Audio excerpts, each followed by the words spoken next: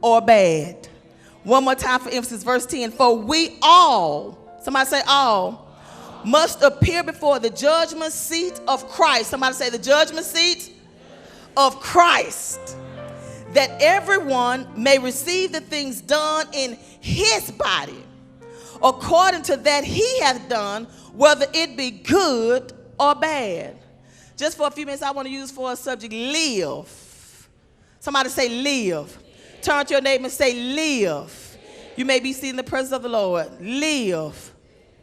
Simple word, just live.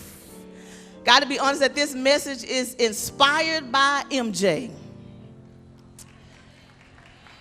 It's inspired by MJ. Not only do I aspire to be a real preacher and a right preacher, I desire to be a relevant preacher. And by relevance, I mean we've got to talk about what's going on in the world. And if you have been anywhere in this world the past few days, if you have not been in some cave with no TV and no paper or no radio, you won't know what I'm talking about. But if you have been somewhere looking and listening, you know about MJ. Everybody has been talking about MJ. And I gotta say, when I got the news on Thursday that MJ was gone, my heart was hurt. Because I am an MJ girl. I'm a PYT. Somebody say, show you're right. I'm a PYT girl. I'm a Thriller girl. I love Michael Jackson. So when I received the news that MJ was gone, it was heartbreaking. And if you look on Facebook and Twitter, if you look in everybody has their own opinion about his life. Now, there are some questions about his death, but everybody has their own opinion about his life. People have been making judgments. You don't mind me talking about this, do you? Because I'm going to tell you it anyway. But have been making judgments about this man. And the Lord gave me 2 Corinthians as a biblical basis because he wants us to know today that Michael Jackson is not the only person being judged. He's not the only person that people are scrutinizing. He's not the only person that people are ostracizing or analyzing or minimizing. He's not the only one. It just so happened that his death, because he touched so many people, he is in the spotlight. So when we look at 2 Corinthians, we know that the Apostle Paul penned this second letter to the Corinthian church. Although it's called the second letter to the Corinthians, this is actually the fourth letter that he wrote to this church. In all of his Pauline epistles, the second letter is the most personal. In the second book, 2 Corinthians, Paul is defending his character. He's defending his call. In the other epistles, Paul teaches us how to live in a way that is pleasing to Christ. He's talking about all that Jesus has done through his life, death, burial, and resurrection. When we look closely at 2 Corinthians, Paul spends a lot of time trying to defend himself. And you got to understand that we know that Paul wrote 2/3 of the New Testament. Paul was an awesome man of God. But when he walked in the first century, people didn't believe Paul's testimony. People questioned if Paul was really an apostle. They questioned his apostolic calling because he didn't see Jesus face to face. And the rule was if you didn't see Jesus face to face, you were not an apostle. You were not authentic. You couldn't be the Lord's true disciple. You were not one of the 12. Then the Lord didn't call you. And although they were right in saying that, no, Paul didn't see Jesus face to face. No, Paul didn't touch Jesus. No, Paul didn't sit in the upper room. No, Paul wasn't at the feet of Jesus when he died on the cross. But nevertheless, Paul had an experience with Jesus on this road called Damascus. And the Lord said to him, Paul, why persecute me? And in that experience, the Lord sent Paul to be a messenger of his gospel. So although he didn't meet man's mandate, he was a true apostle because God called him to be an apostle. First thing we've got to understand is that people are going to judge us, but we've got to learn how to keep on living our lives because people are not our real judges. Hello. Oh, they may judge you by what they see on the outside, but they really have no right to judge you. God is the righteous judge, and only what God says matters. God is. Somebody say God is.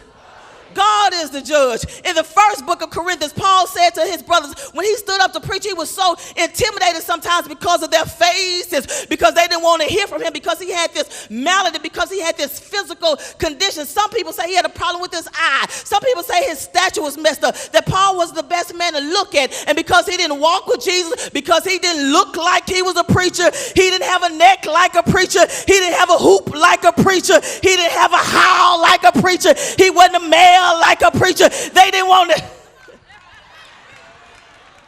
So Paul said to them, he said, brethren, I come not unto you with the excellency of speech or of wisdom, declaring unto you the testimony of our God. For I determined not to know anything among you except Jesus Christ and him crucified. I stand among you in weakness and in fear and much trembling. It's right there in the book. And my speech and my proclamation is not with the wisdom of men, but with the power of God, that you may know how to stand in the power of God.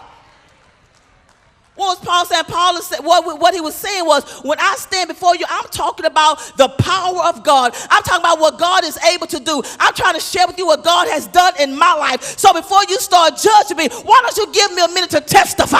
Why don't you just let me talk about what the Lord has done? I like that because Paul, we quote so many of Paul's scriptures. It was the same Paul who says we have this treasure in earthen vessels, that the excellency of the power may be of God and not of us. What he was saying is, although we are timid, although we are feeble, although we are marred, although we have propensities and proclivities to sin, although we have weaknesses and shortcomings, it's really not about just the man. It's really not just about the man in the mirror. It's about the God who created the man and made the man to be able to make a mirror. He says, don't just look at me. I got something down on the inside of me that you might not want to mess with. Oh, I may look like a punk, but you don't want to walk up on me like that, because I got a power down on the inside. It's of God and not of me. Tell your neighbor, it's of God and not of me. Aren't you tired of people judging you? Aren't you tired of people trying to tell you who you're not, what you can't do, where you're not going, what you don't know? Oh, it's time for you to shut the door on what people gotta say. It's time for you to log off and stop listening to what people say. It's time for you to put that phone on silence and don't give a about what people say. When I watch CNN, I get kind of mad because they want to talk down the man. But let's talk about the gift that's in the man. If a man could touch anybody from China to Chile, he got to be a bad man. If he could touch a Jap and a Mexican, he got to be a bad man. If he could talk to the rich and the poor, he's got to be a bad man. But we get caught up on people's weaknesses, on what they are not. One of the things, Al Sharpton said something that just blessed my socks off. You know, just because people are heralded as our heroes, I don't just call them heroes because people herald them as heroes, but Al Sharpton said something that kind of blessed my heart. He said when they were interviewing him about Michael Jackson's death, he said to them, he says, if he had any shortcomings, they didn't equal his strengths.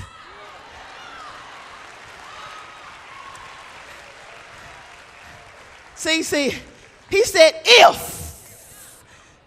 See, he was wrong about that. Because we know Michael had some shortcomings. So I didn't get happy about the first part. I got happy about that his weaknesses didn't equal his strengths. Come on, y'all. Oh, yeah, you got some weaknesses. But if you know what your strengths are so much stronger than your weaknesses that if you just learn how to live, God will allow you to overcome those weaknesses, because he says, my grace is sufficient for you.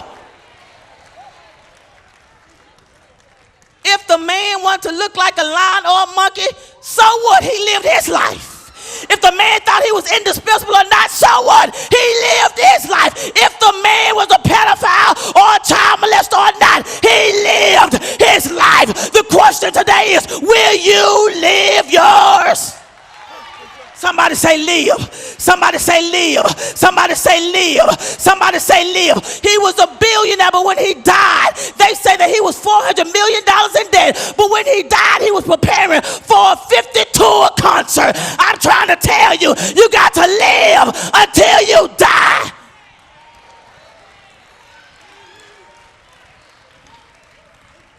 People speculate maybe it's because all of the scandal that has just broke his heart. Did they say he died from a broken heart? Whether he was using drugs or not, the bottom line is Michael lived his life. Did he do some questionable things? Yes. He lived his life. Was he weird sometimes? Yeah. But he lived his life. Did it look like he didn't know who he was sometimes? Because sometimes we didn't know who he was, but what am I trying to say to you? Just live your life and let other people live their lives. Live.